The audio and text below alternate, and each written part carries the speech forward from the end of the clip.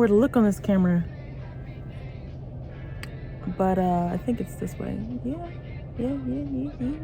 So I'm finally about to get these nails off. They looking, my boo calls it gingivitis when you can see it that much. Eee. I'll show you guys the transformation because that is not cute.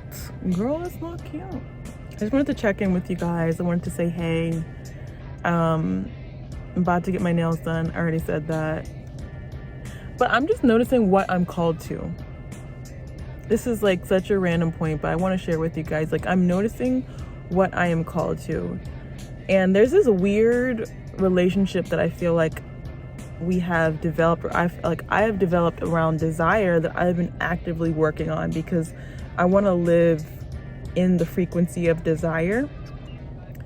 And I recently moved to Atlanta, and I've been to nail salons here before because basically I moved to Atlanta, but I was visiting here before to see Bay. And I've been to nail salons before, and I could have gone to the nail salon that we had gone to before. But I was like, no, I want to find my own kind because, you know, I love nail art. So I was like, I'm going to find a nail salon that will do nails the way I want them done. So we'll see if this one's actually one of them. But I'm just like looking at the area I drove to. This area is so cute and bougie. Like, I love it. And I'm always drawn to bougie shit.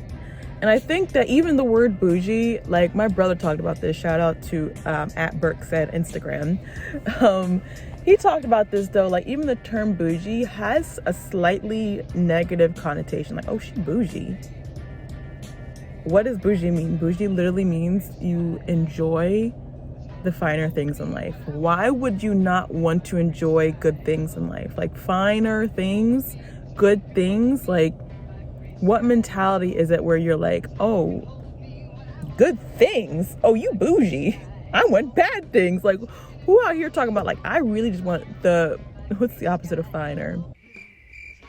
I want the worst things in life. Like, who wants that? Like, I just think the word bougie is not uplifting. Like, in the sense that it's used. Like, I can use it. You can use it in like, oh yeah, I'm bougie. But like, I don't know about you guys, but like that also brings like, if you admit it, it's almost like you're saying like, yeah, there's this little bad trait about me, but forgive it anyway, you know? Let's reframe that. Let's reframe, because I want a good life. Do you want a good life? Don't we all want a good life? Oh my God, I probably missed my appointment. So these are the new nails. So cute, right? Sparkle, sparkle. Punch up, punch up.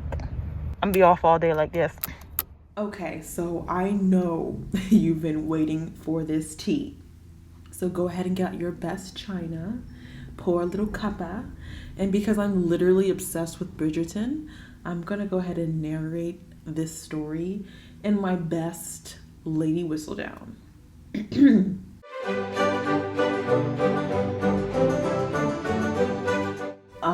Young love, such a beautiful thing, isn't it?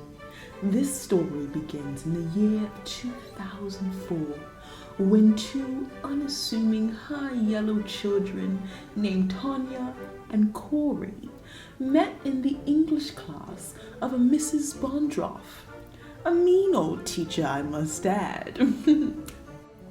It was a classic case of boy chases girl, girl rejects boy until boy retreats and girl decides she misses his annoying presence and indeed does want to date him. The young couple dated off and on for 10 years straight. They went to the same middle school, attended different high schools, and were reunited in university. But alas, a young Tonya decided that the relationship simply wasn't working. So naturally, she broke up with him, packed her bags, moved to South Korea to teach English, where she there found a man to settle down with and get married. Okay, so Corey and I didn't talk for years, and honestly, I never pictured myself getting back with him due to the issues we had when we were dating at such a young age, which I will not get into because some things must indeed be kept private. But once I was separated, I indulged my curiosity to meet up with him. I feel like there was always a little piece in the back of my heart that I kept for him, simply because we really did grow up together. We dated at such formidable years. He was my very first like real boyfriend and my longest boyfriend ever. And I'm so glad I did because I honestly was not expecting to meet the man that I did. It really felt, and it feels, I should say, so crazy dating now as adults because it's like everything that I wanted from him back when we were little, he is now. To be honest, I'm still in shock to be living in a fairy tale where I rekindle love with my middle school sweetheart, and I'm enjoying every moment of it.